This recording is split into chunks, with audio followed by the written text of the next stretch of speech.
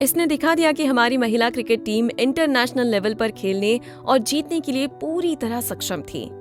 इस सीरीज में कई ऐसे नाम उभर कर सामने आए जिन्होंने आगे चलकर सफलता के नए कीर्तिमान रचे। ऐसा ही एक नाम था शांता रंगास्वामी। वो भारतीय महिला क्रिकेट टीम की पहली कप्तान थी। 1 जनवरी 1954 को बेंगलोर में जन्मी शांता रंगास्वामी अपने माता पिता की तीसरी बेटी थी। वो बचपन से ही स्पोर्ट्स खेला करती थी। क्रिकेट के साथ ही शांता रंगास्वामी बास्केटबॉल, सॉफ्टबॉल और दूसरी स्पोर्ट्स भी खेलती थी, लेकिन क्रिकेट में उनकी खास रुचि थी। उन्होंने बचपन में क्रिकेट खेलने के बाद क्लब भी ज्वाइन किया। इसके बाद साल 1976 में उनका भारतीय टीम में चयन हो गया। उन्हें इस टीम का कप्तान बनाया गया था। वेस्टइंडीज के साथ हुई उस सीरीज में शांता रंगास्वामी के दमदार प्रदर्शन के बारे में तो हम आपको पिछले एपिसोड में बता चुके हैं, लेकिन अब हम आपको बताने जा रहे हैं भारतीय महिला क्रिकेट टीम की इस खिलाड़ी के बारे में जिसने पहली बार शतक जड़कर अपना नाम हमेशा के लिए इतिहास के सुनहरे पन्नों में दर्ज करा लिया। बात है साल 1977 की। भारतीय टीम को न्यूजीलैंड के दौरे पर भेजा गया। विदेशी धरती पर पहली बार खेल रही भारत की इस टीम के लिए ये सीरीज एक अग्नि परीक्षा से कम नहीं थी। विदेशी कंडीशन पर परफॉर्म करना कोई आसान बात नहीं थी। दोनों टीमों के बीच पहला टेस्ट 8 जनवरी को डुनेडिन में शुरू हुआ। इस पहले टेस्ट में भारत ने टॉस जीतकर पहले गेंदबाजी करने का फैसला लिया। बार्ब बेविच और कप्तान ट्रिश मैकेल्वी की सलामी जोड़ी मैदान पर उतरी। दोनों बल्लेबाजों ने जरा धीमी मगर संभल कर बल्लेबाजी करनी शुरू की। हालांकि न्यूजीलैंड तेजी से रन तो नहीं बना रहा था, लेकिन अपना विकेट भी नहीं दे रहा था। इधर भारतीय बॉलर्स भी पहला विकेट चटकाने के लिए पूरा जोर लगा रही थी। तभी मेहनत रंग लाई। बार्ब बेविच 23 रन पर शर्मिला चक्रवर्ती से क्लीन बोल्ड हो गई। भारतीय टीम में खुशी की लहर दौड़ गई। बार्ब के पीछे पीछे ट्रिश भी चलती बनी। वो महज 14 रन बनाकर रन आउट हो गई। ऐसा लग रहा था कि मैच अब भारत की मुट्ठी में है, लेकिन बाद में न्यूजीलैंड के बल्लेबाजों ने खुद को संभाला और धीरे धीरे रन बनाते हुए भारत को 200 रनों का विशाल टारगेट दिया। डुनेडिन की उस उछाल भरी पिच पर बल्लेबाजी करना कोई आसान बात नहीं थी।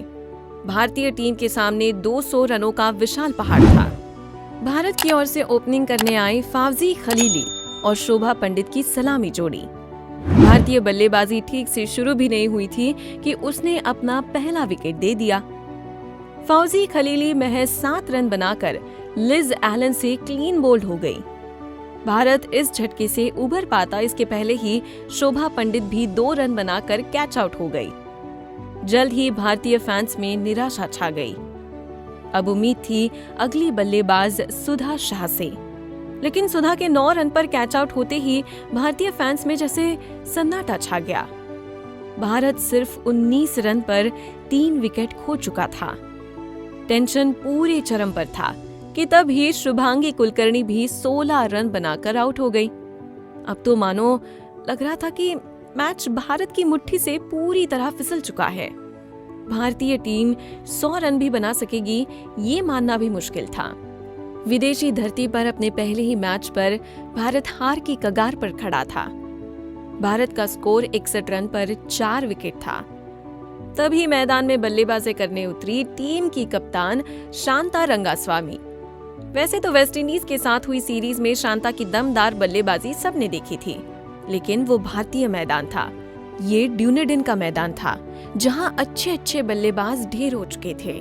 शांता ने आते ही सबसे पहले सधी हुई बल्लेबाजी शुरू की। रन बनाने से ज्यादा ये जरूरी था कि अब टीम कोई विकेट ना गंवाए। शांता ने धीरे धीरे सिंगल और डबल रन लेकर भारतीय स्कोर बढ़ाना जारी रखा। धीरे धीरे अब उन्हें पिच और न्यूजीलैंड की गेंदबाजी समझ आने लगी थी। धीरे धीरे शांता ने अपना बल्ला खोला और मैदान के चारों ओर चौकों छक्कों की बरसात कर दी। देखते ही देखते भारत का स्कोर बढ़ने लगा। शांता भी अर्धशतक जड़ने के बाद अपना गियर शिफ्ट कर चुकी थी। जल्द ही उनका स्कोर 90 के पार पहुंच गया। न्यूजीलैंड की गेंदबाज उन्हें आउट करने के लिए पूरा जोर लगा रही थी, लेकिन कोई भी शांता का विकेट लेने में सफल नहीं हो पा रहा था। देखते ही देखते शांता ने एक शानदार शॉट लगाकर अपना पहला शतक जड़ दिया। ये किसी भी भारतीय महिला क्रिकेटर द्वारा जड़ा गया इतिहास का पहला शतक था। स्टेडियम में मौजूद भारतीय फैंस के साथ साथ भारत में रेडियो पर मैच सुन रहे फैंस भी खुशी से झूम उठे। शांता के इस कीर्तिमान का हर कोई दीवाना हो चुका था। इस मैच में शांता ने पूरे 108 रन बनाकर भारत का टोटल 177 रन पर पहुंचा दिया था।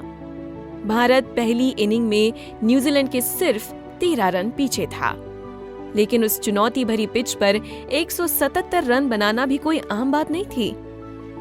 अगली इनिंग में भारत ने न्यूजीलैंड को 225 रनों पर रोक दिया। जवाब में भारत ने भी 3 विकेट खोकर 45 रन बनाए ही थे कि मैच के 3 दिन पूरे हो गए।